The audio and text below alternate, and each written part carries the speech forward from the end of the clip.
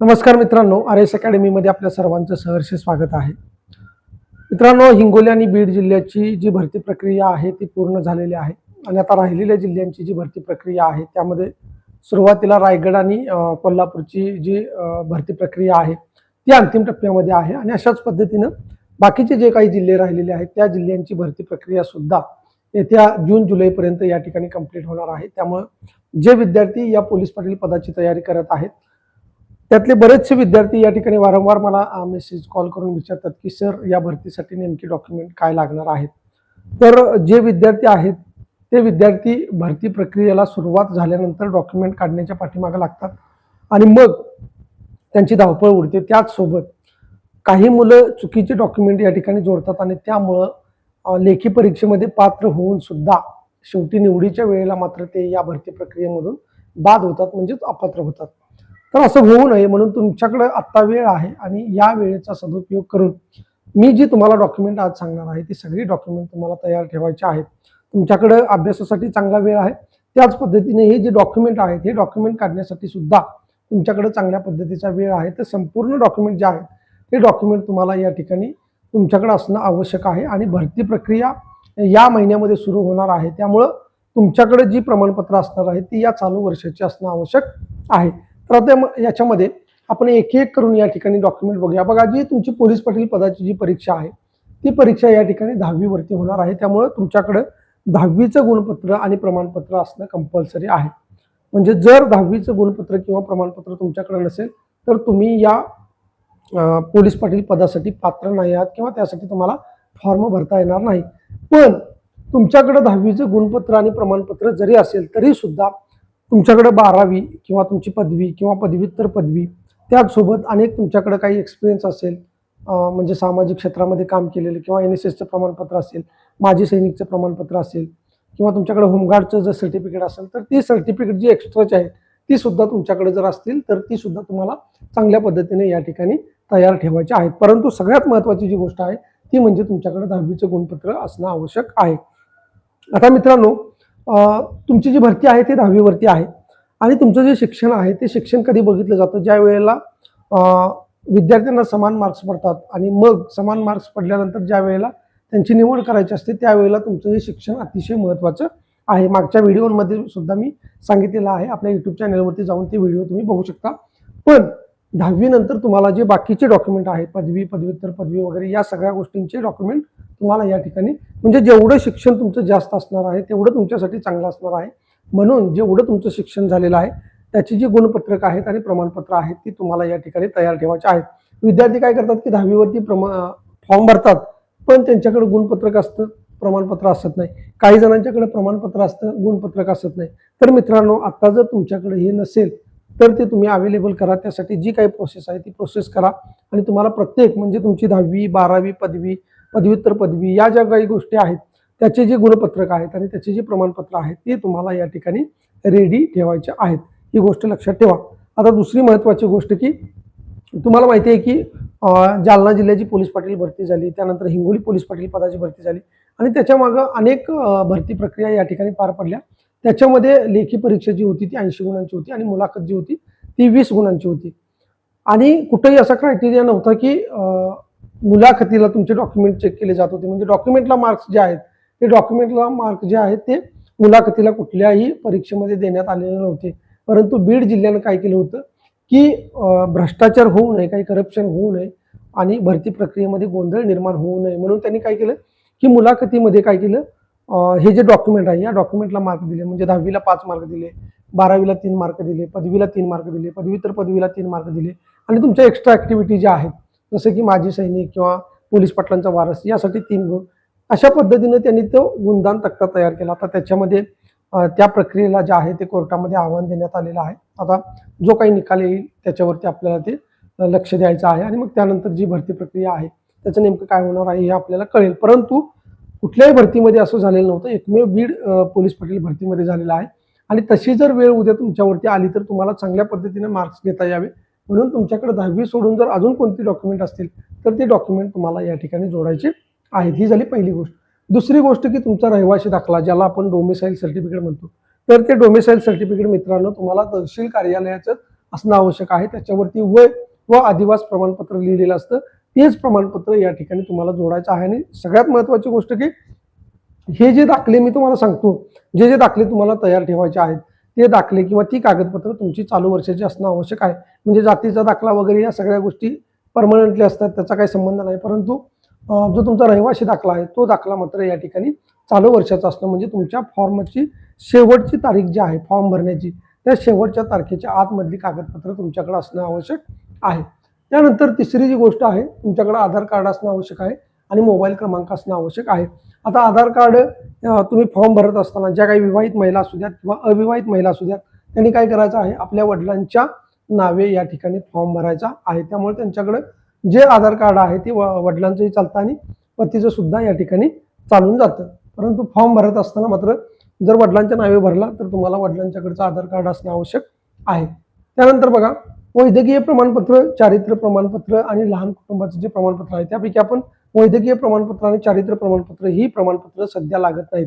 ज्या वेळेला तुम्हाला लेखी परीक्षेला चांगले मार्क्स पडतात, त्यानंतर तुमची मुलाखत होते आणि लेखी आणि मुलाखतीचे मार्क घेऊन ज्या वेळेला तुमची निवड होते, त्यावेळेला मात्र ते स्वतः काय करतात, म्हणजे SDM कार्यालयाकडून तुमची या ठिकाणी जिल्हा रुग्णालयामध्ये तपासणी करण्यासाठी त्यांच्याकडनं तुम्हाला एक टाइम टेबल दिलं जातं आणि त्या ठिकाणी हजर राहून तुम्हाला हे वैद्यकीय प्रमाणपत्र प्राप्त करायचं आहे.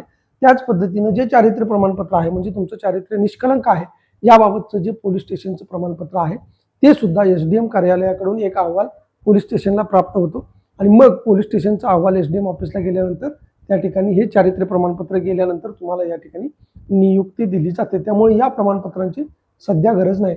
त्यानंतर जे पाचवं आहे, लहान कुटुंब प्रमाणपत्र. आता लहान कुटुंब प्रमाणपत्र जे आहे, ते लहान कुटुंबाचं प्रमाणपत्र ज्यावेळेस तुम्ही फॉर्म भरता, त्यावेळेला फॉर्म भरत असताना वरती कोपऱ्यामध्ये हे लहान कुटुंबाचं प्रमाणपत्र दिलेलं असतं, तिथून तुम्हाला ते डाउनलोड करून घ्यायचं आहे. पण ही गोष्ट लक्षात ठेवायची की जर 3 अपत्य तुम्हाला असतील 2005 नंतर, तर मात्र तुम्ही या भरती प्रक्रियेमधून बाद असणार आहे, लक्षात ठेवा.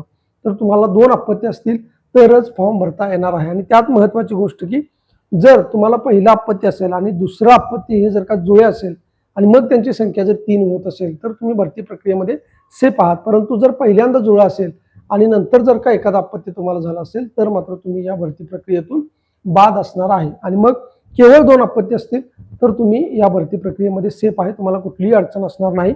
पण जर अपत्य 3 असतील तर मात्र तुम्ही या भरती प्रक्रियेमधून बाद होणार आहे, अपात्र असणार आहे.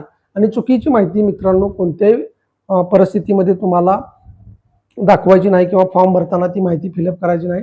शेवटी ते उघडकीस येणार आहे, हे लक्षात ठेवा. कारण गावातले जे इतर लोक असतात ते लोक, समजा 1 नंबरच्या विद्यार्थ्याचं सिलेक्शन झालेलं आहे आणि त्याला जर का 3 अपत्य असतील तर ऑटोमॅटिक जो 2 नंबरवरती विद्यार्थी आहे तो तुमची तक्रार या ठिकाणी SDM ऑफिसला करणार आहे. लक्षात ठेवा, ज्या काही भरती प्रक्रिया होतात त्यावेळी आक्षेप घेण्यासाठी विद्यार्थ्यांची मला कॉल मेसेज येतात. त्यामुळे तुम्हाला चुकीची माहिती घालायची नाही. कारण चुकीची माहिती जर तुम्ही घातली तर कोणत्याही परिस्थितीमध्ये निवड होण्यापूर्वी तुमची या ठिकाणी, म्हणजे तुम्हाला या भरती प्रक्रियेमधून बाद केलं जाऊ शकतं. तसा अधिकार SDM ऑफिसला असतात की ते कोणत्याही टप्प्यावरती तुमची निवड रद्द करू शकतात. त्यामुळं तुम्हाला ही गोष्ट लक्षात ठेवायची आहे की 3 अपत्य असतील तर तुम्हाला फॉर्म भरता येणार नाही.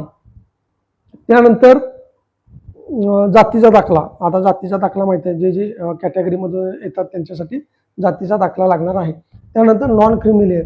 नॉन क्रिमिलेअर कोणासाठी लागतं तर बघा, SC, ST, ओपन आणि EWS हे 4 कॅटेगरी सोडून जेवढ्या बाकीच्या कॅटेगरी राहिलेल्या आहेत त्या सर्वांना या ठिकाणी नॉन क्रिमिलेअर लागणार आहे.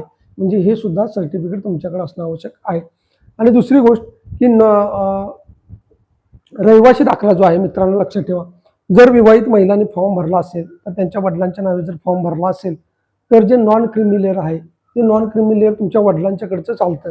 परंतु तुम्हाला रहिवासी दाखला जो आहे तो दाखला जर तुम्ही विवाहित असाल आणि तुमच्या पतीच्या गावची जर ती जागा असेल तर तुम्हाला तुमच्या पतीच्या गावचाच रहिवासी दाखला या ठिकाणी काढायचा आहे. तुमच्या वडिलांच्याकडचा रहिवासी दाखला जर तुम्ही काढला तर तुम्ही या भरती प्रक्रियेमधून बाद होणार आहे. त्यामुळे एक गोष्ट लक्षात ठेवा की ज्या गावामध्ये ती जागा सुटलेली आहे त्या गावामध्ये जर तुम्ही फॉर्म भरणार असाल तर त्याच गावचा रहिवासी दाखला तुम्हाला लागणार आहे.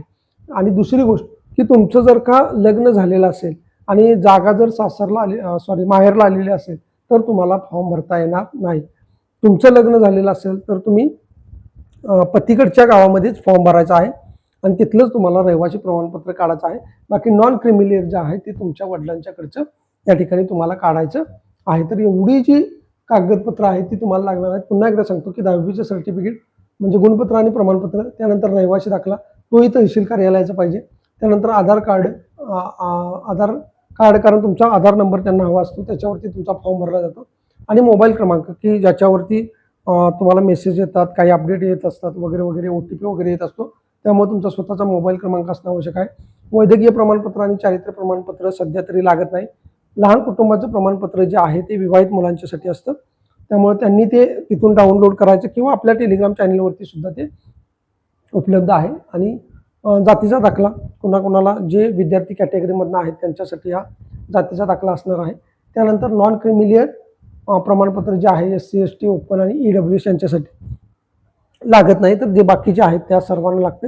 आणि सगळ्यात महत्त्वाची गोष्ट जी आहे ती EWSचं सर्टिफिकेट सुद्धा तुम्हाला लागणार आहे. तर बऱ्याचशा जागा या EWSचं सर्टिफिकेट नसल्यामुळं रिक्त राहतात. तर ज्यांच्याकडे EWSचं सर्टिफिकेट आहे आणि त्या गावाला जर EWSची जागा सुटलेली असेल तर निश्चितपणे त्या गावच्या विद्यार्थ्यांना फायदा होणार आहे. त्यामुळे ज्या विद्यार्थ्यांचं EWS निघत असेल तर त्यांनी ते EWS प्रमाणपत्र आत्ताच काढून घ्या. तुमच्याकडे चांगल्या पद्धतीचा वेळ आहे. अजून 2 महिने म्हणजे जर भरती डिक्लेअर झाली तर अजून 2 महिने, 2 ते 2.5 महिने तुमच्याकडे आहेत. या कालावधीमध्ये तुम्हाला ही जी कागदपत्र आहेत ही कागदपत्र चांगल्या पद्धतीने तयार ठेवायची आहेत. आता बरीचशी मुलं फॉर्म भरल्यानंतर अपात्र झालेली आहेत. त्याचं कारण काय की त्यांनी जी नॉन क्रिमिलियर जे आहे ते जुनं जोडलेलं होतं, म्हणजे जुनी कागदपत्र तुम्हाला जोडायची नाही. गेले आपले 200-400 रुपये खर्च झाले तर होऊ द्या, परंतु चांगल्या पद्धतीची चालू वर्षाची जी कागदपत्र आहेत तीच तुम्हाला जोडायची आहेत. आता डोमिसाईल ज्यांच्याकडे असेल, जुना असेल तरी तो चालून जातो, परंतु तो तुम्हाला कसला पाहिजे की तहसील कार्यालयाकडचंच असणं आवश्यक आहे. आणि बाकी शैक्षणिक जे कागदपत्र आहेत त्या कागदपत्रामध्ये तुमच्याकडे गुणपत्र आणि प्रमाणपत्र मात्र असणं आवश्यक आहे. काही काही विद्यार्थी पदवीपर्यंत फॉर्म भरतात, सबमिट केलेलं असतं की माझी पदवी झालेली आहे, परंतु पदवीचे पहिलेच वर्ष झालेलं असतं, बाकीचे झालेले नसतात आणि मग पहिल्या वर्षाचं जोडतात आणि मग ते अपात्र होतात.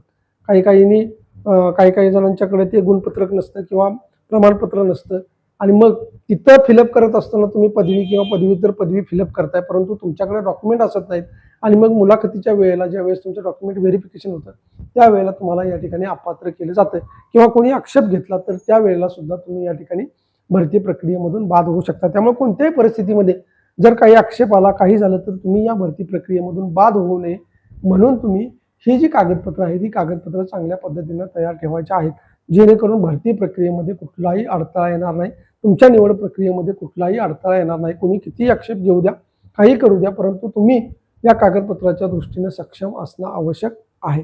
तर एवढी कागदपत्र मित्रांनो तुम्हाला तयार ठेवायची आहे. याच्या व्यतिरिक्त तुम्हाला एकही कागद याच्यामध्ये लागत नाही. बाकी मुलाखतीच्या वेळेला तुमच्याकडे एक्स्ट्रा ॲक्टिव्हिटी ज्या काय असतील तेवढे डॉक्युमेंट तुम्हाला तयार ठेवायचे आहेत. त्या वेळेला मी तुम्हाला या ठिकाणी सांगणार आहे की कशा कशा पद्धतीनं मुलाखतीला जाताना तुम्ही काय सांगायचं वगैरे, या सगळ्या गोष्टी मी ज्या त्या वेळेला सांगत असतो. आता फक्त आजच्या व्हिडिओमध्ये आपण ही जी कागदपत्र आहेत यांच्याविषयी चर्चा केलेली आहे. दुसरी गोष्ट की उद्यापासून आपले रेग्युलर लेक्चर्स या ठिकाणी सुरू होणार आहेत. त्याच्यामध्ये जिल्हा विशेष वगैरे या सगळ्या गोष्टी असणार आहेत. त्यामुळे कुठल्याही विद्यार्थ्यांनी काळजी करायची गरज नाही. तुम्हाला प्रत्येकाला तुमचा जिल्हा विशेष आणि ज्या काही गोष्टी राहिलेल्या असतील त्या गोष्टी तुम्हाला प्रोव्हाइड केल्या जातील. ज्यांना ॲडमिशन घ्यायचं असेल त्यांनी माझा नंबर आहे 97 30 61 32 37 या नंबरवरती मला कॉल करायचा आहे किंवा मला व्हॉट्सअप मेसेज करा. एखाद्या वेळेस कॉल नाही उचलला तर व्हॉट्सअप मेसेजवरती मेसेज बघून मी तुम्हाला या ठिकाणी रिप्लाय देत असतो. तर अजून काही तुमच्या शंका असतील, तुम्हाला काही विचारायचं असतील तर ते कमेंट बॉक्समध्ये विचारा किंवा माझ्या व्हॉट्सअप नंबरवरती तुम्ही मला विचारू शकता. तर व्हिडिओ चांगला वाटला असेल तर लाईक करा, सबस्क्राईब करा आणि जास्तीत जास्त विद्यार्थ्यांच्यापर्यंत शेअर करा. धन्यवाद.